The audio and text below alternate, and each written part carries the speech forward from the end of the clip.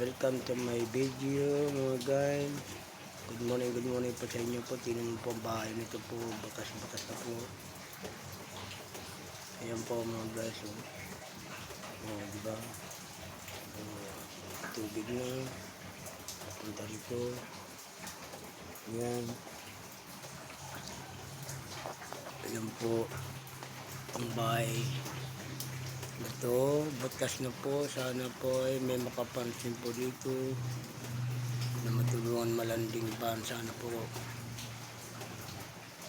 Dahil tingnan nyo mga guys, may tubig na po siya.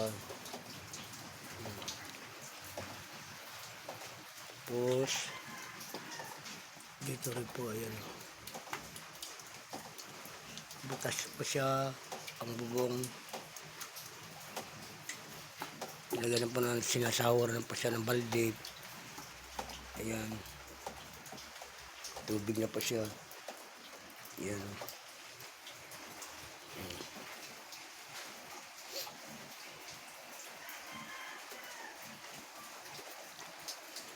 Pag umulan po siya dito po mga guys, ay tumutulo.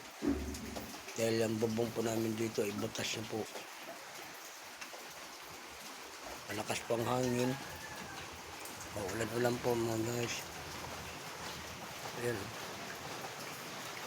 Ulan. Ulan po siya.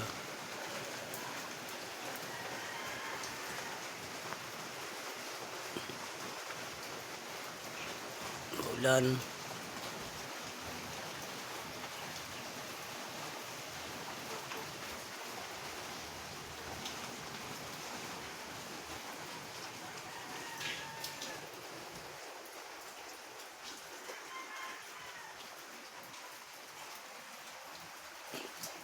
Tubig pa siya. Yan.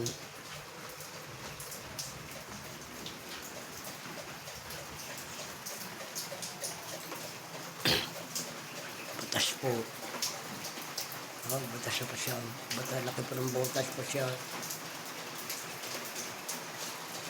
Kaya hindi namin mapalit-palitan po ng bubong. Wala po kayong budget. Butas din yan dyan, oh.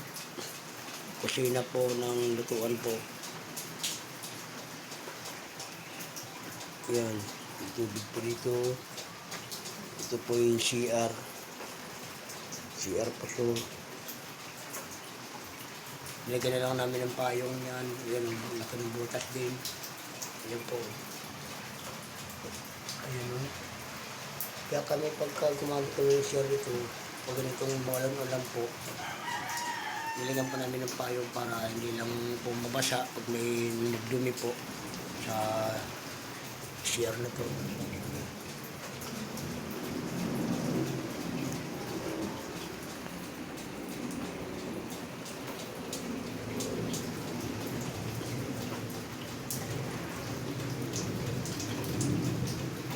Kaya hindi mapagawa-gawa po nangyayari ng bayan doon kasi sabi daw napagbago ang isip po ngayon, sabi papagawa daw ito. Kaya kami po namin po lumipat po ng tirahan, wala po kami sapat na down payment po sa bahay po. Nagtiis kami sa ganito po. Ayan. Yan, butas din. Malakas pong tubig dito sa side. Basa pang sala-sala po namin. Yan. Ito yung sala-sala po. Nilagay kami ng balde. Pansahag sa tubig po yan. Yan ito.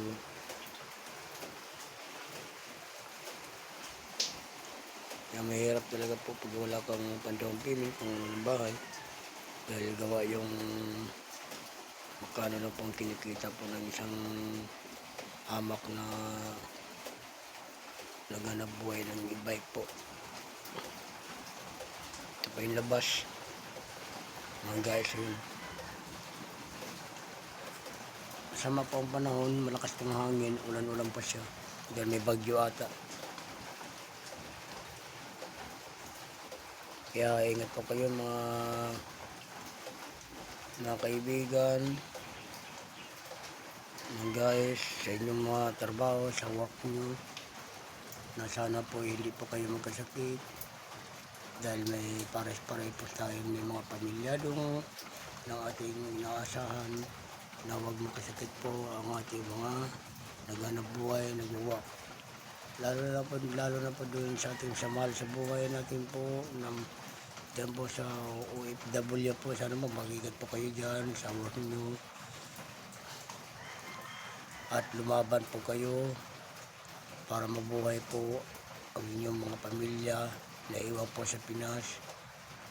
At ingat din po kayo sa mga taong na hindi ko naisnaip po dyan sa trabaho yun sa ibang bansa ng OFW po. Magdasal lang po kayo palagi na sana malayo kayo sa kapahamakan nyo dyan sa work nyo, dyan sa OFW ninyo, na kayo'y nagtrabaho para sa inyong mga pamilya. Ay lalo na po rin sa Pinas, ganun din po ang nagtatrabaho po rito. Sana pa mag-ingat po kayo, huwag po kayo padala sa sakit, labanan po ninyo, at lalo na po sa mga taong na masamang probinsya, huwag po kayo magpapadala po, lalo pa sa mga scammer po, huwag po kayo magpapadala po.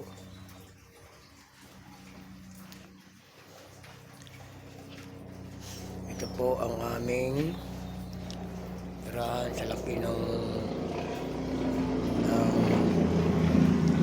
butas po ng bubong, kaya ganito po ang aming tuwing umuulan po, ganito po ang aming kalagayan po dito sa aming tirahan po nito. Pero awa naman ng Diyos po, kahit paano na amin din itong pinagtiisan. Ganun talagang buhay ng tao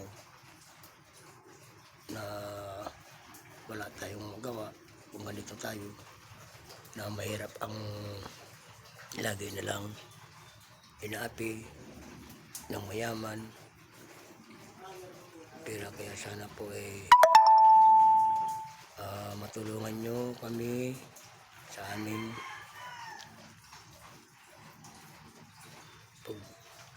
paglipat ng ibang bahay habang ito ay ganito ang itsurang bahay nito.